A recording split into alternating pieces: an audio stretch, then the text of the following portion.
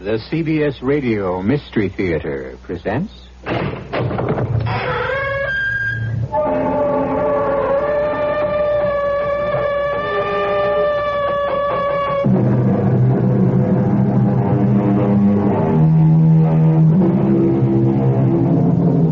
Come in. Welcome. I'm E.G. Marshall. Can the leopard change his spots? Asked the prophet Jeremiah. And his own reaction, of course, was no. But, you see, we live more than 2,000 years later. And today, we may not only change the spots of the leopard, but his flesh and his blood and his bones and brains as well. We can do this because we have been given a fantastic gift called science. But whether this is a gift of the Lord or of the devil has not yet been definitely determined. How do you like your new wallet, my dear? Darling, it's beautiful. Let me get my papers and place them inside. And I've already done that for you, Eloise. No, Tom, I mean my driver's license, my Social Security They card. are already in your new wallet. Tom, these aren't mine. That's not my license. But it is, dear. Well, look for yourself. The name on this is Mary Ann Williams. Of course. It's your new name. Mary Ann Williams. And my new name is Walter Williams. What do we need new names for? Because we died. Who died? You and I. We were killed in a car crash. You know what you're talking about. Tom and Eloise Rutledge are dead. They have been changed into Walter and Mary Ann Williams.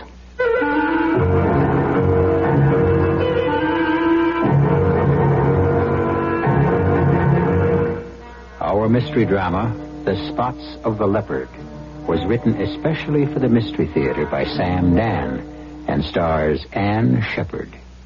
It is sponsored in part by Sign-Off, the sinus medicines, and Anheuser-Busch Incorporated, brewers of Budweiser. I'll be back shortly with Act One. I want that sinus medicine. Headache tablet? No, the sinus medicine that relieves headache and congestion, internal sinus pressure, and postnasal drip. You mean Sign-Off? Exactly. Compare Sign-Off tablets with anything you've ever taken for sinus. No sinus tablet you can buy relieves more symptoms. Sign-Off gives you a full dose of pure aspirin plus a powerful sinus drainer. Sign-Off works fast to help sinus pain while you drain. Sineoff. Sign-Off, the sinus medicines in the bright red box. Take when needed, only as directed. It's athletes versus MS. Meet baseball's Jolton Joe DiMaggio. Baseball's a game where you learn fast about teamwork.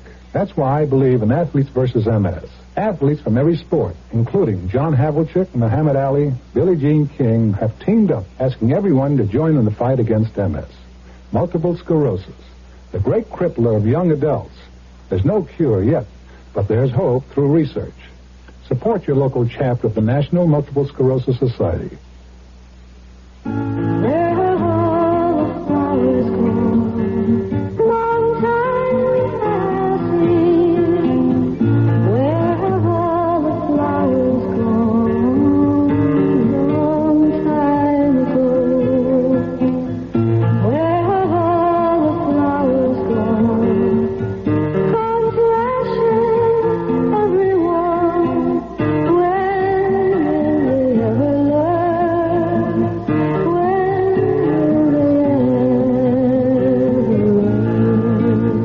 Has been telling us to be careful with fire for over 30 years. Yet last year, we still started over 100,000 careless forest fires. When will we ever learn?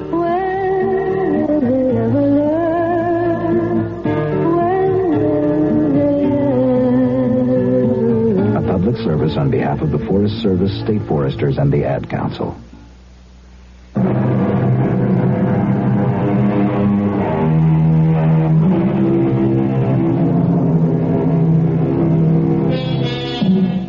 When young Leonard Foster won the leading role in the Shakespearean play to be given by the local community theater, he was, of course, overjoyed.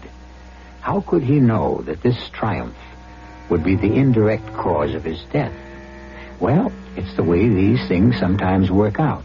You see, ordinarily, Leonard would spend his lunch hour out walking with a girl. or in a corner of the parking lot playing softball with the rest of the fellows from the mailroom. However, lately he's been spending the hour between 12 and 1 sitting in the office and memorizing Cardinal Wolsey's famous speech to Cromwell, which is what he's doing right now, less than 3 minutes before he's to be murdered. Cromwell, I charge thee, fling away ambition. By that sin fell the angels. Love thyself last. Cherish those hearts that hate thee. Corruption wins not more than honesty. Still, in the right hand carry gentle peace to silence envious tongues. Oh, hello. Hello? Who is there? Oh, this is Leonard Foster. This is Mrs. Rutledge. Is Mr. Rutledge about? No, ma'am. Mr. Rutledge and the plant manager have gone off to lunch. Oh, have they? Now, Leonard, look, this is vital. Did they drive off in Mr. Rutledge's station wagon? Did they? No. No, ma'am. They went by company limo. Oh, then I'm saved. Mr. Rutledge's station wagon is still in the parking lot. Oh, yes, ma'am. I can see it just outside the window. Aha. Do you drive? Oh, yes, Mrs. Rutledge. Well, I'm at, just where exactly am I, Monsieur de Polissard? Off exit 11, Leonard. Yes. I just bought this absolutely divinely authentic Louis XIV commode, and I must get it home at once. Now, you're, no more than 5 minutes away from exit 11 on the turnpike.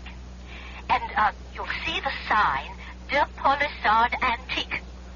Well, we can have the thing home in 10 minutes, and you can be back at the office 10 minutes after that.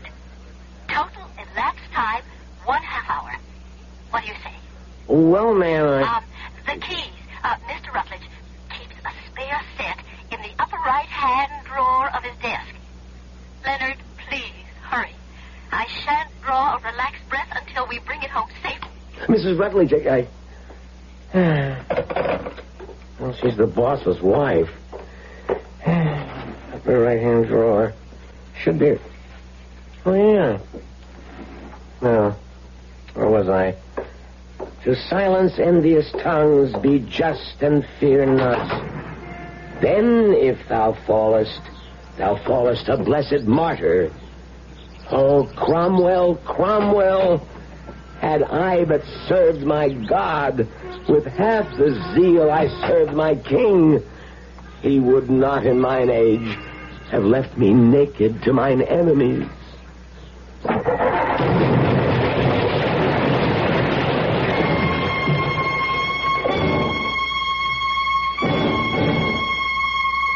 That bomb was meant for me, Mr. Atkins. There can't be any doubt about it. Why? Why did you allow such a thing to happen? Look, we can't be everywhere all the time, Mr. Rutledge. You came to me. You said, you, Tom Rutledge, you have a duty as a citizen. The underworld has been trying to move in on your industry. You have certain facts. I understand all that, Mr. Rutledge. Now, wait. Your testimony, Tom Rutledge, can place all these hoodlums behind bars forever. I said to you, I have been informed by certain letters, phone calls, even a visit to my office, that it would be suicide for me to testify. We know all this, Mr. Rutledge. And when I told you about all those threats, how can I describe your reaction? It was as if this whole thing were an opera, and you burst forth into a glorious aria about how the full force of the assembled resources of the U.S. government would always be on hand to shield and protect me. Well, where were you when a bomb went off in my car this new? We're doing the very best we can. Your best isn't good enough. I believed you. I came forward. I testified.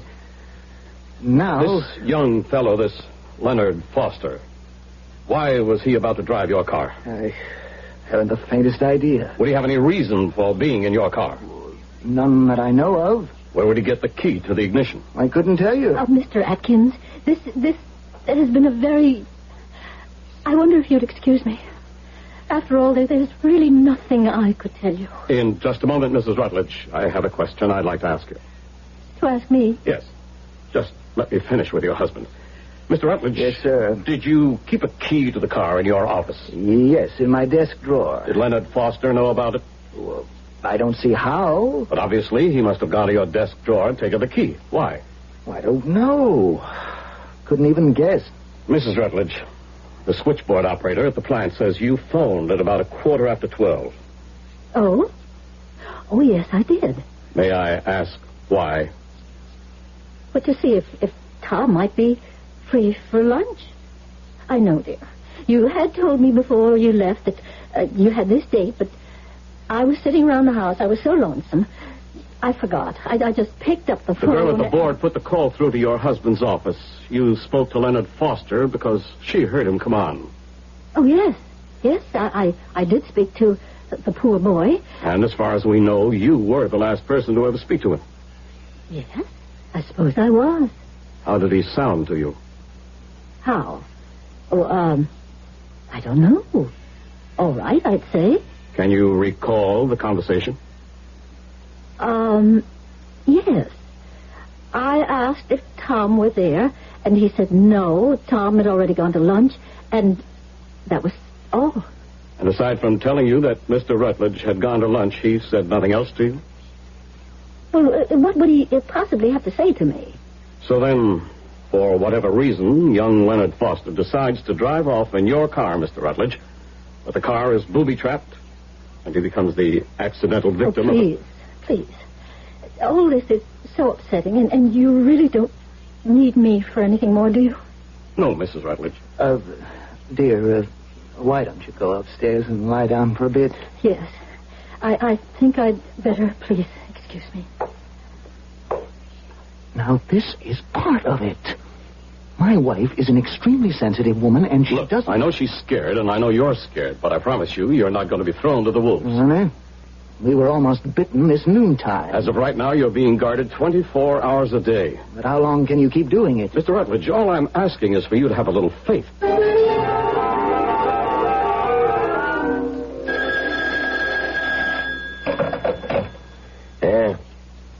Sparrow speaking. I know what you did. I also know what you didn't do. I read the newspapers. No. We just have to let it rest a while. We'll get him. Maybe not now, but we will get Mr. Tom Rutledge. They cannot afford to guard him forever, and we are very patient people. I'll let you know what I want you to do, when I want you to do it. Right.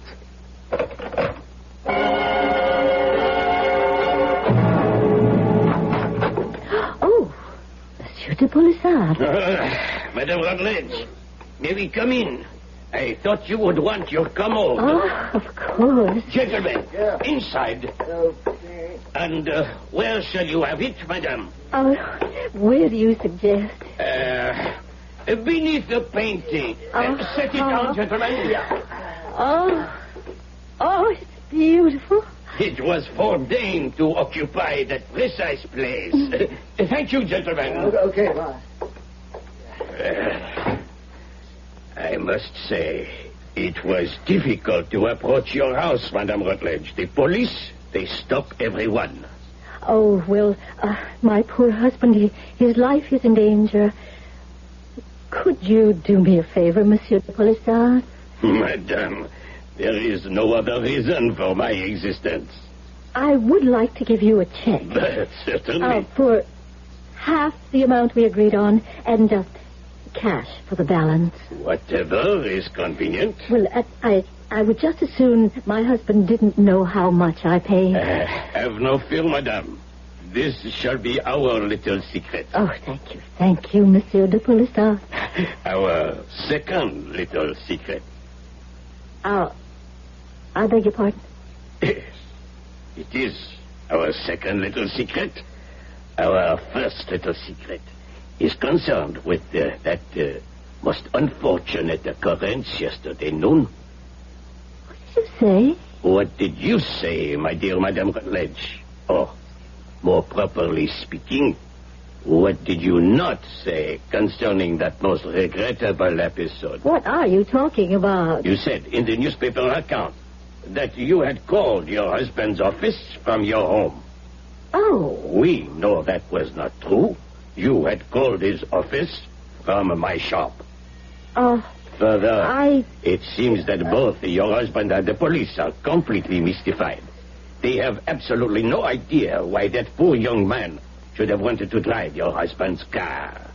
Now, you could have enlightened them. You must believe me, Monsieur de Polissard. I couldn't mention this because, well, I was so obviously the cause of that poor boy's death. He died because of me. I simply couldn't accept that kind of guilt. Please, Monsieur de Polissard, you said it would be our secret. What is the real reason, madame? There must be more to it. I assure you, monsieur. You placed me in a most awkward position, madame. You see, you are withholding knowledge from the police. You are aware this is illegal. My motives are not evil. If my husband knew that I had asked Leonard to run that errand for me, he would be furious. He said he would divorce me if I ever did it again. Did what again? If I ever used his employees to run errands or do work for me. Oh. I may have overdone it in the past. He does employ some very skilled mechanics, and I ask them to do various chores for me. He made me promise to put a stop to it, and I did. I gave him my solemn word of honor, so you see... Yes, my dear lady, I see. And that's why I simply couldn't afford to have him find out that I asked Leonard to do me a favor. My dear Madame Rutledge, you must have absolutely no fear. I told you this would be our little secret.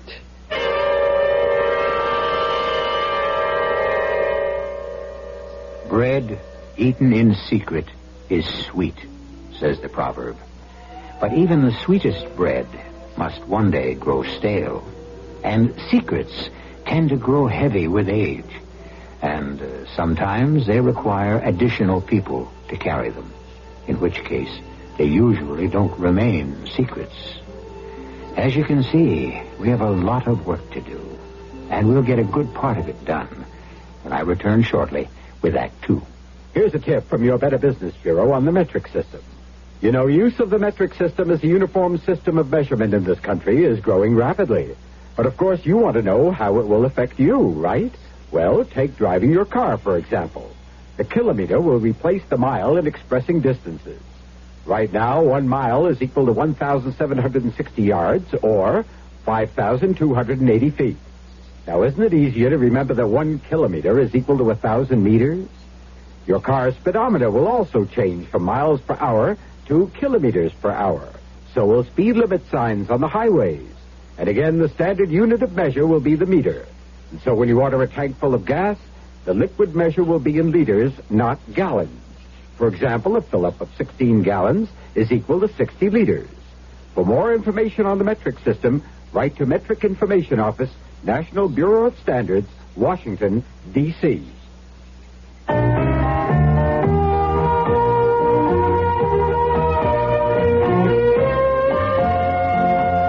I think it was the first time I can remember really going fishing with my dad. I'm sure I'd been with him before, but the first time I really remember it was wading downstream with him in an extra big pair of wading boots as he felt his way very surely along the stream bed, and I shakily held onto the willows, and we found a spot where my dad lifted his finger to his lips and said, "Shh, we don't want to scare the fish away." And then I remember that fish, the biggest fish I'd ever seen in my life, and it was on the end of my line. And my dad, boy, was he proud. I'll never forget that as long as I live. Give your children everything. Give them your time. A thought from the Church of Jesus Christ of Latter-day Saints, the Mormons.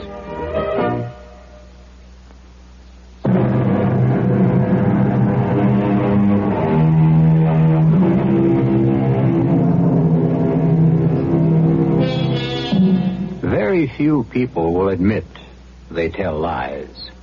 Because, as you know, truth is relative. And also, truth rarely gets you anywhere. After all, a politician who tells the truth seldom gets elected. And a lover who tells the truth usually spends his night alone. Eloise Rutledge takes the view that the important thing in this life is to get along. be happy and not create any unnecessary problems. And so, if a bad peace is preferable to a good war, then certainly a good lie is better than a bad truth. Monsieur de Polissard, what do you want? What do I want, Madame Rutledge? Yes. Let's remove this mask of continental gallantry and... What makes you think I wear a mask? Well, I wish, Madame, only to be your friend, your ally. Well, thank you, Monsieur de Polissard. Thank you. These words may sound strange to you, my dear Madame Rutledge, but my dearest desire is to serve you. And if you wish to keep a certain secret, then I shall serve you by silence.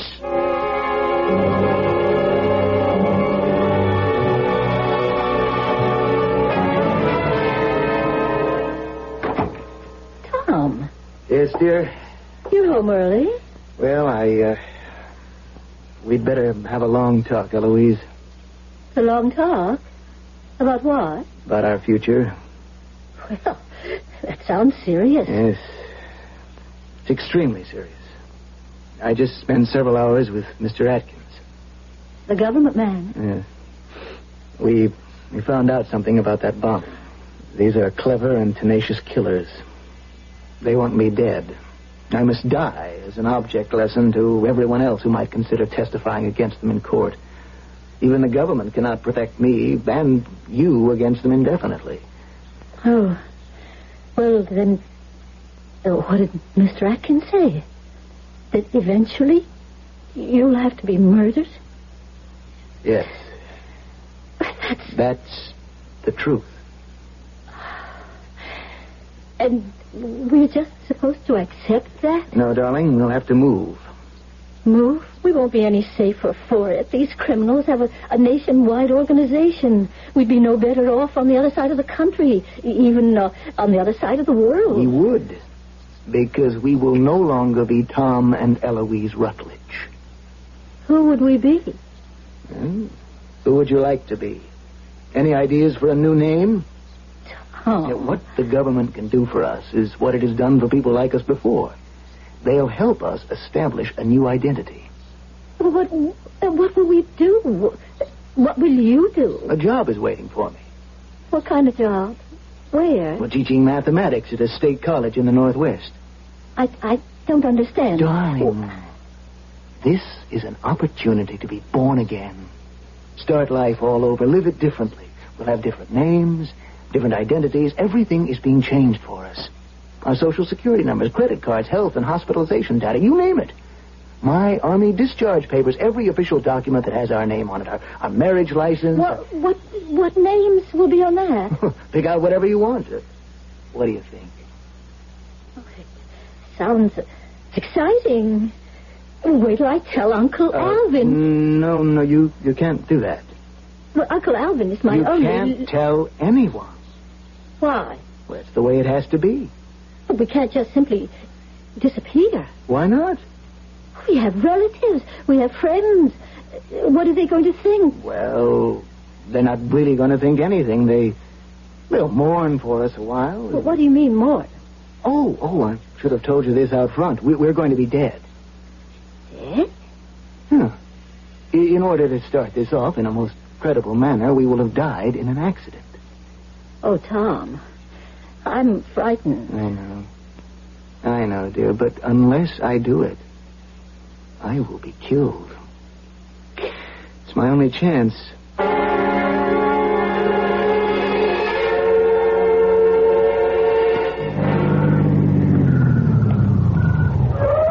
Sorry to be a few minutes late. It's all right. We had to arrange matters with the chief of the local police. Well, take a look. That's your new car. Like it? Oh, it's beautiful. I'll have the officers transfer your baggage from your old one to your new one. Frank, Smitty, start moving the luggage. Mr. Atkins, what's going to become of my furniture, my antiques? Well, they'll be part of your estate. As Tom and Eloise Rutledge, you had a will. But there isn't anyone in either my family or Tom's who has the proper respect for a valuable antique. Couldn't we have taken... No, ma'am, we can't go through all this again, please. Now, you were driving late at night, you went off the road, and the gas tank exploded. You perished in the crash and were consumed by the flames. Oh, that sounds terrible. The police and the medical examiner will authenticate all these facts. You fellows moved all this stuff? Yeah. Well, okay. Now, here's a wallet for each of you. You are now Walter and Marianne Williams. Each wallet has your important papers, driver's license, credit card, social security number, everything you need.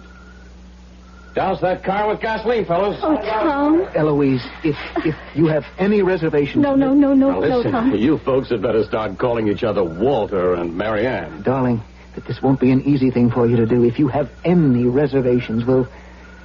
I could have been alone in that car. No, Tom. Walter, yes, remember? Walter. My place is with you. My place is always with you. Okay, fellas. Roll her off the road.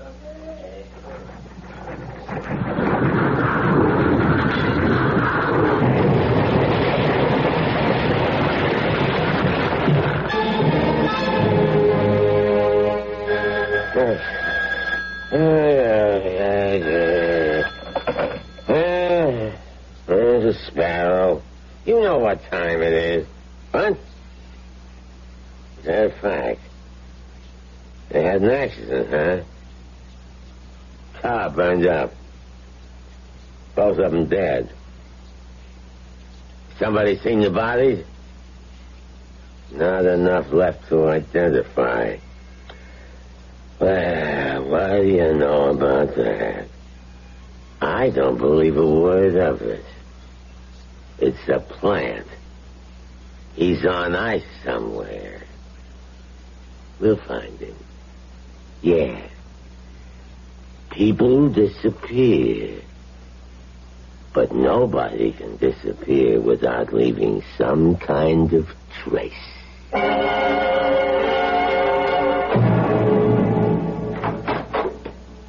Oh, I didn't know you were home. Well, where would I be, Tom? Honey, my name is Walter. In the privacy of our own home, I can call you Tom. But I'm not Tom anymore, and unless you call me Walter all the time, you'll forget and call me Tom when we're out. When do we ever go out? Well, we could go out every night in the week. We could have a full social life. Some social life. Darling, there's some very fine people up here. Do you know the sole topic of conversation here? You have exactly two. It depends on the season. Now, you're being unfair. In the summer, it's horses. In the winter, it's skiing. And there isn't an antique shop within 200 miles. Well, no, that's not true. There are plenty of shops. Oh, sure. If you're interested in old branding iron, I'm talking about antiques. Well, it's not the East, I admit that. Look at my home. There isn't a decent piece of furniture. I should have known better. I should have realized that this would mean no life for you. Oh, Tom.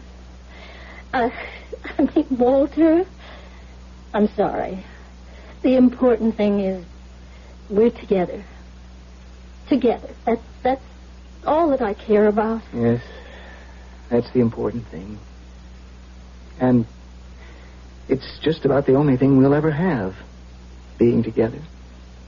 I miss other things, too. The theater, the excitement of the big cities, the museums, galleries, restaurants. Oh, please. Don't even mention... Both of us, we were brought up to live that way. I'm sorry. I'm sorry, dear. Don't be sorry. I'll manage somehow. I wish I could buy you an antique. A chair and a table. Nearest place where we could even hope to see anything that you would consider an antique would be San Francisco. I don't think it would be prudent for us to be seen in San Francisco. No, I guess not. I'm sorry, dear. I just have to live with it somehow.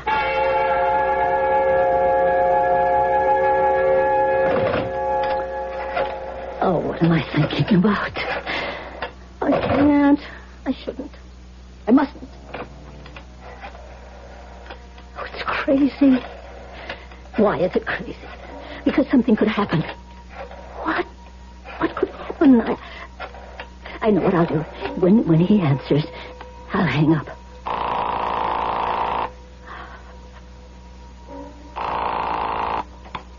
Good day. This is the shop of Jean-Pierre de Polissard. How may I serve you? Hello? Hello? Is anyone on the line?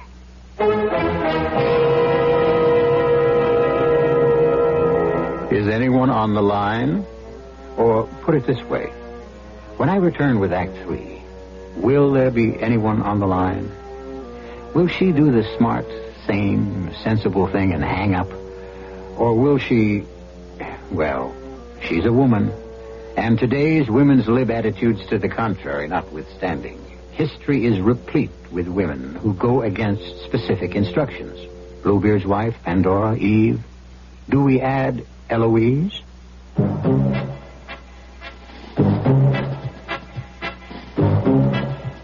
When you say but, you've said a lot of things nobody else can say. A lot of things, like Beechwood aging for 100% natural carbonation. That's how the Budweiser people age their beer. Nobody else does it that special way. But then, nobody else is brewing the king of beers. I could tell you a lot of other things about Budweiser and why it's the largest selling beer in the world. But it all comes back to the Budweiser taste, and that speaks for itself. Loud and clear. Hear it talking? There is no one, there's only something left, because the king of beer is leading all the rest. When you say Budweiser, you said it all. Anheuser-Busch, St. Louis. This is a routine gun trace request. Some 3,000 calls a month like this one come into the National Gun Tracing Center from law enforcement agencies throughout the country requesting information on guns used in crimes. Hello, this is ATF with the gun trace request. We check with both national and foreign manufacturers and forward the dealer's name to the requesting agency. In some cases, we can do this in a matter of minutes. I will hold. I'm sorry to report that the owner said the gun was stolen about 6 months ago, and he forgot I'm Rex to report Davis, it. Director of the Bureau of Alcohol, Tobacco, and Firearms. Gun tracing is often the only means of solving a crime. If you secure your gun against theft, you make our job and that of your local police that much easier. Place a complete description of your gun with your other important papers. And if your gun is stolen, report it at once to the police or ATF. Remember, your stolen gun threatens everyone.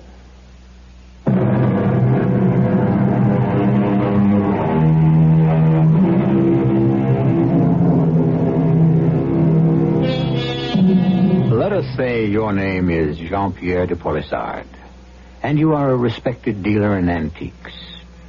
About, a year ago, one of your very good customers and her husband were killed in the flaming wreckage of an automobile accident. Now, today, you're sitting in your shop, and the phone rings. And you answer it. Hello? Hello? Is anyone on the line? Hello? Who is this, please? Monsieur de Polissard. Wait, I know that voice. But, no, how can it be? Monsieur, you have kept 2 secrets for me. Can you keep a third? Madame Rutledge. Don't say that name. Never say that name. You are alive. You must keep my secret. Certainly. Monsieur, how I miss your shop. And how I miss you, madame. Do you remember the commode? Could I forget? If only I could have something like it. I have my eyes on just a piece. It will be available in several weeks. Oh, could you buy it for me? It is done. Remember, you must say nothing of my being alive. Your secrets are safe with me. Where shall I send this? My husband has just come in. I have to hang up. I'll call you again when I get the chance. Madame.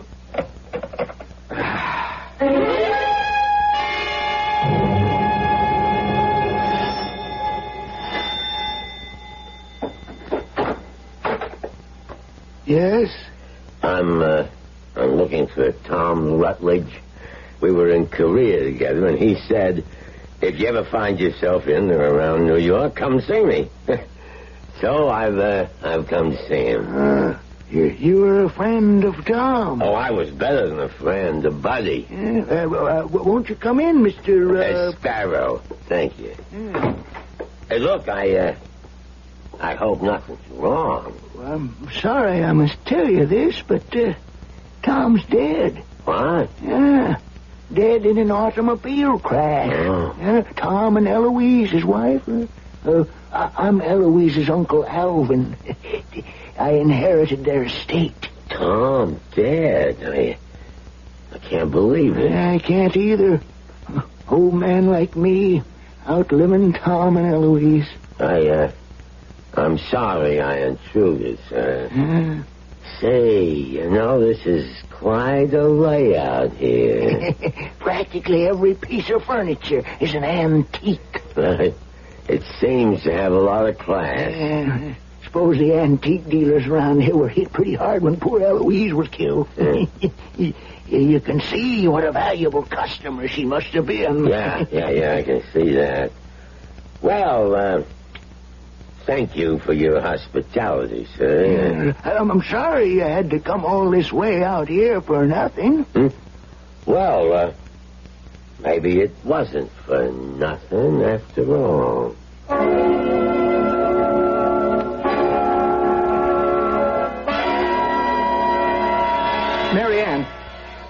Marianne! Ah, damn it, it's Eloise! Come in here, Eloise! What's the matter, darling? You tell me. Why are you so angry? Look at this. What are you talking about? This telephone bill. Well, what about it? You made a long-distance call to New York, to Westchester County. There's the area code, 914. Oh. Is that all you can say? Oh? But, Tom, this person is absolutely trustworthy. That is not the point. You're not supposed to be in touch with anyone at all for any reason. That was the agreement. Whom did you call? I called my antique dealer. Oh, good Lord. I can trust him. What does he know? Tell me. Well, I guess he knows I'm still alive. Oh. But he won't tell anyone. He promised. Does he know where you are? No, I didn't tell him. Does he know your new name? No. Eloise! Oh, it doesn't matter. It's the way you are. You can't change. Oh, Tom, please. You simply cannot keep your word. I can't become angry about it. It's a sickness with you. Darling, go back home. But this is my home. Go back east where you'll be happy. They don't want you. They want me. I'll take off. Go somewhere. They'll never find me. Tom, please. I don't know what gets into me. Whatever it is, darling, we can't live with it. But I can't live without you, Tom. So whatever it is, I'll fight it. I won't give in to it, to myself anymore. I won't, Tom, please. This time, believe me. All right, darling, all right. I'll try to believe you. But, darling, you'll have to call me Walter.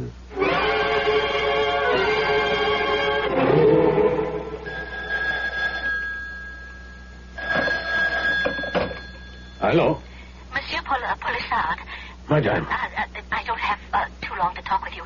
Did you find me? Madame, I found you a gem exactly like the other, and the same price. Could you send it out here? Of course.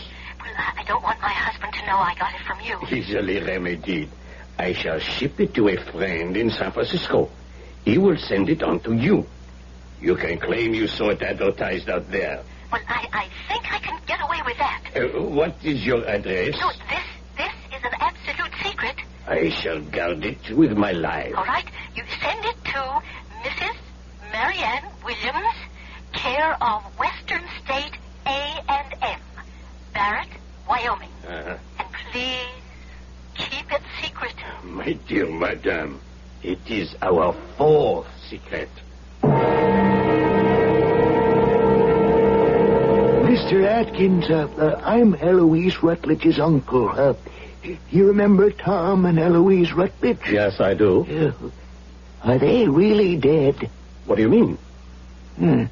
Why couldn't you answer that question yes or no, Mr. Atkins? Because I'm not sure I understand that question. Well, let me draw a picture.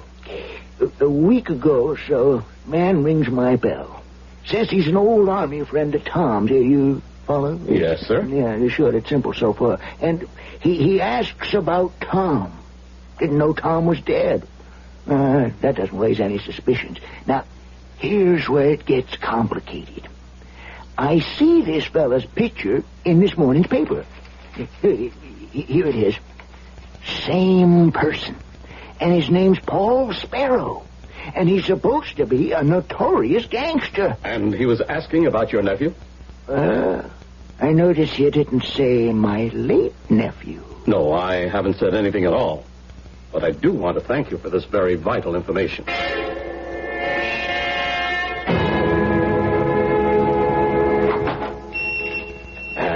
Good day to you, sir. Welcome to the establishment of Jean-Pierre Polissard. Well, if it ain't Benny the Frenchman. Hello, Sparrow. And look at you. New record? I have gone straight. Is this stuff on the level? Or did you hammer it out in the back room? I told you, Sparrow, I have gone straight. All the way. Well, I'm looking for a dame. Aren't we all? She'd been a good customer of yours before she died. If she died. That is quite a description. Her name was Eloise Rutledge, or Mrs. Tom Rutledge. I read in the papers a year ago. She got killed in a car crash. What is on your mind, Sparrow? The same thing that was always on your mind, Benji. Squealers. I remember how you always hated squealers. And that's her husband. He was killed, too. Yeah, that's what it said in the papers. I warned him. But he's already dead. No, the feds got him stashed. So I figure maybe she's been in touch. Why? To buy some antiques. That would be okay, but I have not heard from her. You haven't, huh? Tell me, why'd you just cover that piece of paper with your hand? Yeah, but what are you talking about? You didn't even know you were doing it. I just had to write something down. Let me see. Just a customer's name. Look for yourself. Marianne Williams. How come you got a customer all the way out in Wyoming? She likes antiques. You know what I'd like to bet? That this Marianne Williams is Eloise Rutledge. You would lose. Well, it's worth a trip. You want to waste your time? Go ahead. Look, I trust you, Benny. Is she or ain't she the dame I'm looking for? She is not. Okay, pal. That's the last word.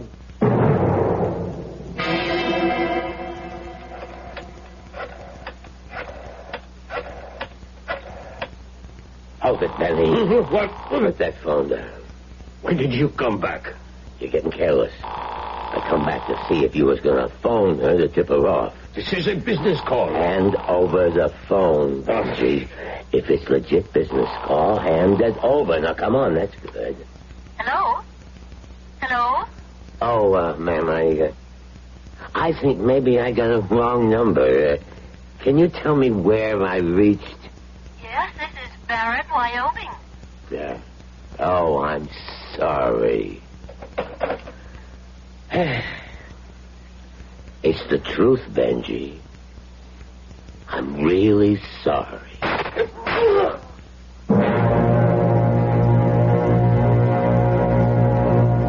Darling, sit down. What is it? You told me you saw the ad for this antique commode in a San Francisco paper. Well, yes. Mm-hmm. Would you have kept the ad by any chance? No. No, I don't think so. Let me tell you why I don't think there was an ad. What are you saying? Now, wait, I haven't said it yet. In the bottom drawer, I saw an old and faded sticker. Do you know what it said? De Polisard's Antiques, Larchmont, New York. Well, maybe he did own the antique originally, and then he sold it to this dealer. About a month ago, you called him. I did? Mm-hmm, and at that time, you swore to me that you didn't give him our new address. Well, I didn't. Did you call him since? Oh, Did you call him since to tell him where we were living? Oh, darling. Did you? Well, you're making it sound like Did you call him? Yes. Oh. You know what we have to do now, don't you? No. We have to get out of here as quickly as we can. Why? Because suppose Polisard does know. You can trust him. That's right. There was a guy that was aces. Who are you? Don't move. Oh, Tom, he's got a gun. Look, nobody can say your wife don't know this. What are you going to do? What do you think he's going to do? Oh, no. Oh, please. Now, don't feel bad about Monsieur Polisard, as you called him. Wasn't his fault. Besides, he's dead. Hey, look, if you shoot us, people are all around on campus, and they'll hear the shots. None of this. It's a silencer. It'll just be a couple of little pop-ups, that's all. You're covered, Sparrow. My suggestion is for you to drop the pistol and walk out the front door. Well, that sounds about right. Drop it. Oh, Mr. Atkins. Oh, Tom, I'm so sorry. You folks will just have to do it again. You can't stay here. Eloise, I don't know if I can go through it again. Let him get me and get it over with. Oh, no, darling. No, trust me. Trust me. I really learned my lesson. Eloise, can I really believe you? Yes, darling. Yes, this time, you really can believe me.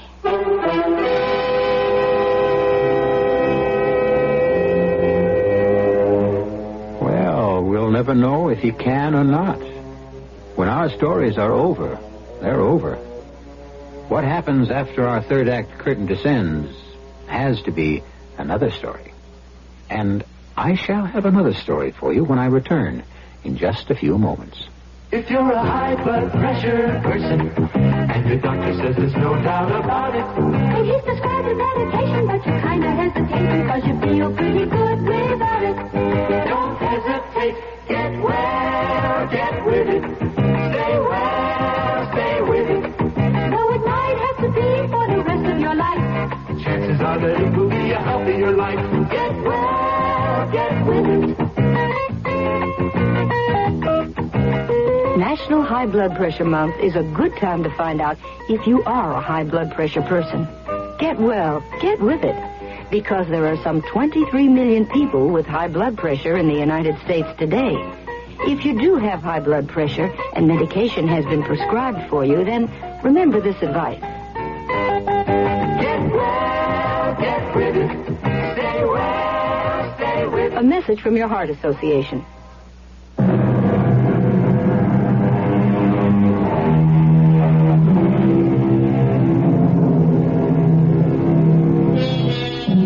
The delicate balance between a lie and the truth. What is it? It's an entire dimension that is neither true nor false, but something somewhere in between. It's a place of shadow and mystery. And let us say it's that never land where the leopard, and indeed all of us, try to change our spots, or whatever. Our cast included Ann Shepard, Russell Horton, Gil Mack, and Leon Janney. The entire production was under the direction of Hyman Brown. And now, a preview of our next tale. I kept getting smaller and smaller. The me part of me. Do you think I'm losing my mind, Frank? Oh, no. Don't ever think like that. I know what it is. Then I wish you'd tell me. Just so I won't keep thinking maybe I'm going mad. It's my stepmother. Your stepmother? It isn't the house. I was wrong about that. She uses the house, that's all. I don't understand. She's in there, Laura, in her house. Her house. They left a lot of my stepmother unburied. You're it. The thing that wants you as its living agent is what they left behind, unburied. Frank. When you're in that house, Laura, whenever you're in that house, you are my stepmother. Radio Mystery Theater was sponsored in part by Anheuser-Busch Incorporated, Brewers of Budweiser, and Sign-Off, the sinus medicines. This is E.G. Marshall inviting you to return to our Mystery Theater for another adventure in the macabre. Until next time, pleasant dreams.